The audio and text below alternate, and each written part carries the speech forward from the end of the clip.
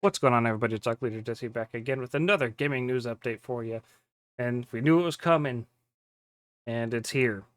The Xbox layoffs have hit. So let's get right into this. This comes to us from Xbox Wire. We've known this is coming. We've known that the layoffs were coming, and they came today. I actually haven't even read the numbers yet. I just know they happened. The only thing I specifically know was I know that Double Fine is now an independent studio, not a part of Xbox anymore, which is what I was optimistically hoping for because I knew otherwise they were going to get cut, and I'd rather they at least be split off independently than completely shut down. Resetting Xbox. This message was just sent to Team Xbox employees globally. Team, we are beginning the most significant restructure in Xbox history. After careful consideration, I've made the difficult decision to reduce our team by approximately 3,200 throughout fiscal year 2027. Also include approximately 1,600 role eliminations today, and in addition, 4 studios will leave Xbox to new management. I recognize that a year-long restructuring creates additional challenges. Unfortunately, it is not possible to make all the necessary changes in a single day, and I want to be direct about the scale. 3,200 people? Damn! And half of them are being let go today. I know this is painful. These changes will directly affect people who have poured their creativity into building Xbox. Many joined us through acquisitions, while others were recruited here or sought us out because they loved this industry and loved Xbox. Today's decisions do not reflect their talent or dedication. Our business today is not healthy. We are operating at margins that are 3 to 10 times lower than comparable platform and publishing businesses. We entered Gen 9 with a smaller install base and a higher cost structure. To grow, we bet on Game Pass, multi platform, and a broader portfolio of content. While those businesses have created meaningful value, they did not grow at the pace we expected. As that happened, our core business weakened and we added more teams, more investment, and more time, hoping for a better outcome. And now the industry is facing the most severe hardware crisis in its history. We must reset Xbox. Dang. First, we will reset our content portfolio. Since 2018, we have aggressively expanded our studio portfolio, while the number of games created each month across the industry now outpaces the last 10 years combined. We now find ourselves competing not only with the largest publishers, but also with smaller independent studios. It is neither possible nor desirable to own every great independent studio. We have also learned that we are not the best home for every type of studio. In a typical year, we lost 64 cents for every dollar we invested. As we reset Xbox, we will help independent creators by providing open development tools and audiences to realize their vision.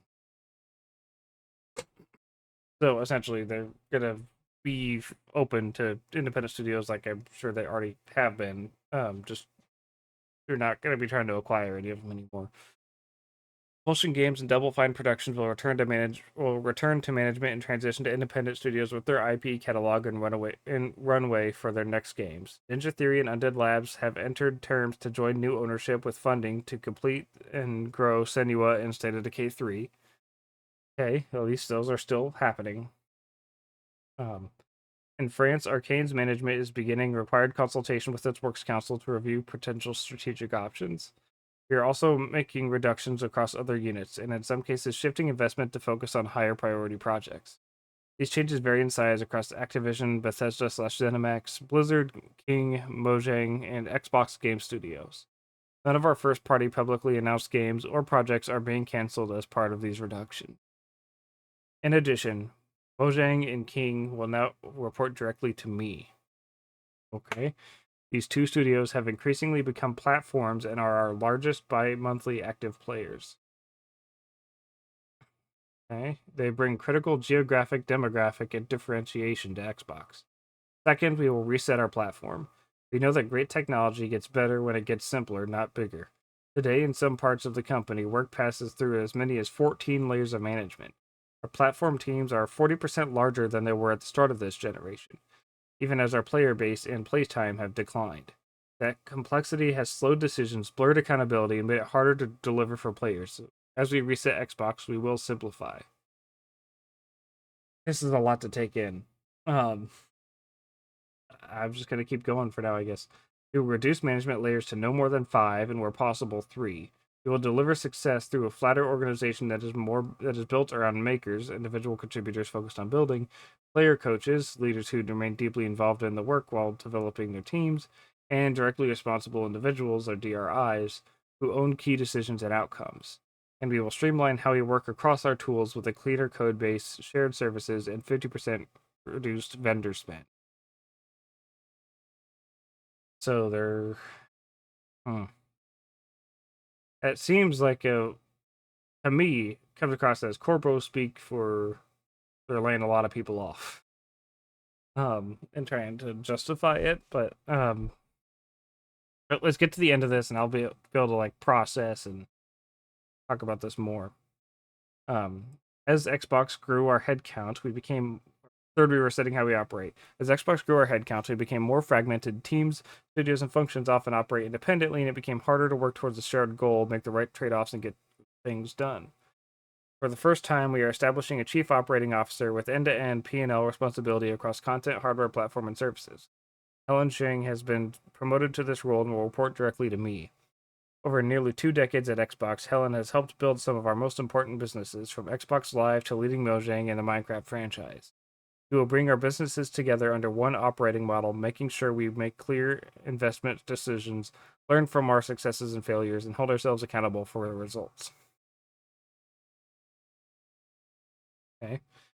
Thank you, Dave McCarthy, who is retiring after 17 years with Xbox. Dave has played a defining role in building the platform that millions of players rely on every day and has been a trusted partner through many of the biggest moments in Xbox's history. We all wish him the best. These changes are about a bigger future for Xbox, not a smaller one. The next decade of gaming will be larger, more global, and more creative than anything we've seen before. This year, we'll invest as much in Xbox as we ever have, but we'll invest with greater focus, greater discipline, and greater clarity, all in service of making Xbox where the world plays and creates. I want Xbox to be one of the few companies that entertains more than 1 billion people each day and gives everyone the opportunity to create and connect. I know we can achieve this goal. Xbox has many of the most beloved franchises in entertainment history, talented studios around the world, and we will return to growth in 2027. History is full of companies that mistake longevity for inevitability. We will not be one of them. Asha.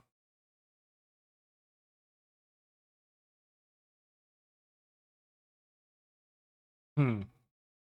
Well, that's a lot to take in.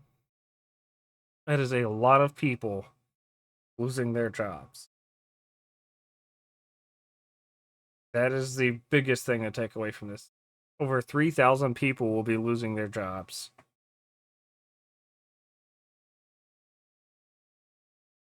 And I've heard about how Asha Sharma hasn't necessarily been put in to save Xbox, but to make its dissolution slower and more gradual. Um, I don't know how true that is, but that's how it comes across to me here. I never thought I'd say the day I might be ditching consoles. It's like I don't when Asha Sharma took charge, things started to seem like things were going pretty well. Like at least the things they were saying. But I always said we need to wait till we actually see something actually happen. Like actual games start releasing, and we actually get to not just stuff they say or visual things. We wanted actual substance to stuff that happens under her leadership. This is not giving me a lot of confidence. But I've liked everything else up to now. Is this part of today's announcement here? No, that is not. And this, yeah, just happened a couple weeks ago. They're jacking up the prices again.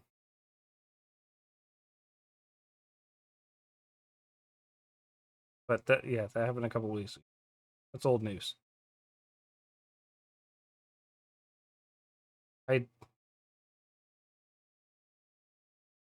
PlayStation is pissing people off, pissing me off.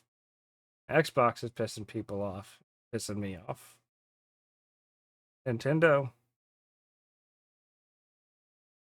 you are very lucky that there's an Ocarina of Time remake coming this year. It's like Not that I've loved everything Nintendo's been doing. $80 games. Um,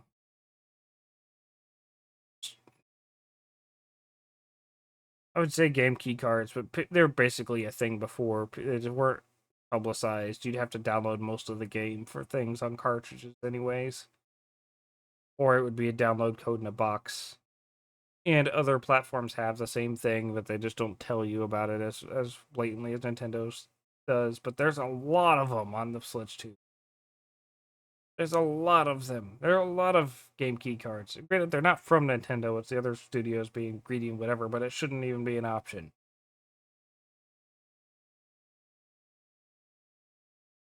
Essentially, physical media is dying.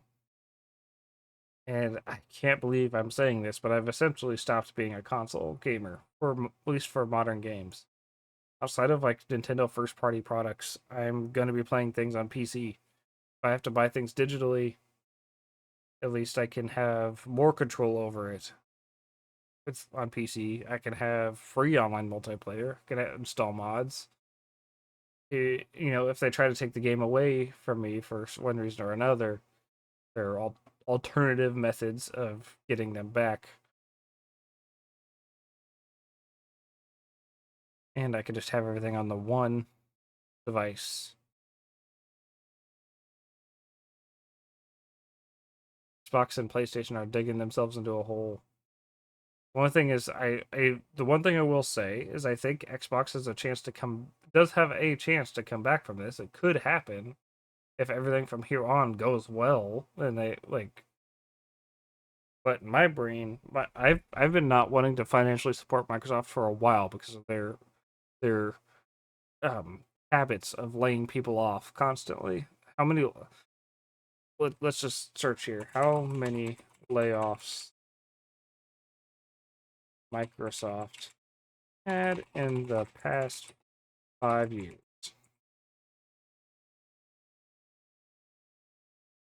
Yeah, in the past 5 years, Microsoft has conducted approximately 30,000 job cuts.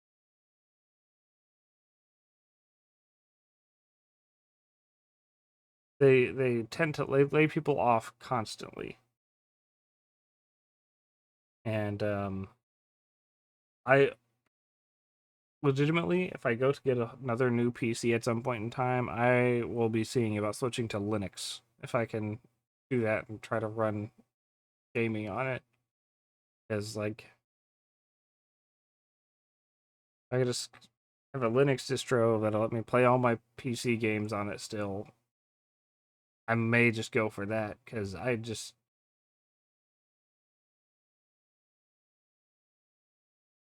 don't know a ton about Linux yet. I know of it, and I just don't want to support Microsoft either. But I certainly don't want to support Sony right now. Nintendo, I'm not paying $80 for any of their games. I will if a game's $80, I am guaranteed to get it on Amazon where it's 70 for a physical. I will not pay $80 for a game. So Nintendo's on thin ice. These other two are already pissing me off, and I can, I'd be very shocked. Not as shocked as with the others, but I didn't expect Xbox to have physical media in the next generation because they've already stopped being carried in some stores. But I would not be surprised if Nintendo no longer has physical media in the next generation as well. I would not be surprised if they just go to digital codes as well, which will suck.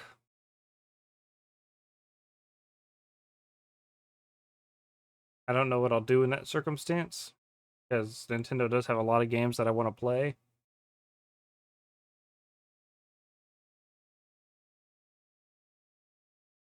And a lot of multiplayer games I would want to play, but I don't want to buy things digitally on a Switch. But I guess we'll see if that happens. Maybe we'll get lucky and they'll be able to keep physical media alive because they sell more of it than anyone else. I'm pretty sure.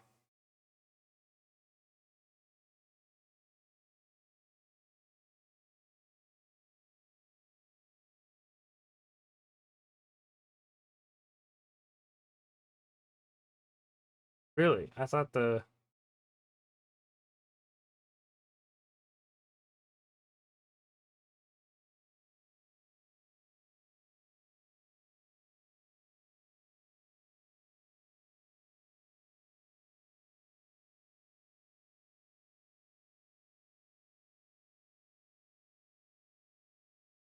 Okay. So I guess it just wasn't counting it. The Switch 2 before. Nintendo Switch 2 sells significantly more physical games in terms of both volume and ratio, driven by its massive hardware sales and a consumer base that strongly prefers tangible media. That's what I thought. I was very shocked when it said the PlayStation 5 had the most. Um, Physical is holding almost half of Switch 2 game sales. So there is a chance that it could stick through, but we'll see by the end of the Switch 2's life how that holds. Regardless, I've yapped about this enough. This sucks. This really, really sucks. I hope everybody who's been let go there is able to find new work quickly and at a place that'll keep them, appreciate them, and not let them go for due to the faults of the people above them. They talk about accountability somewhere on here. Yeah.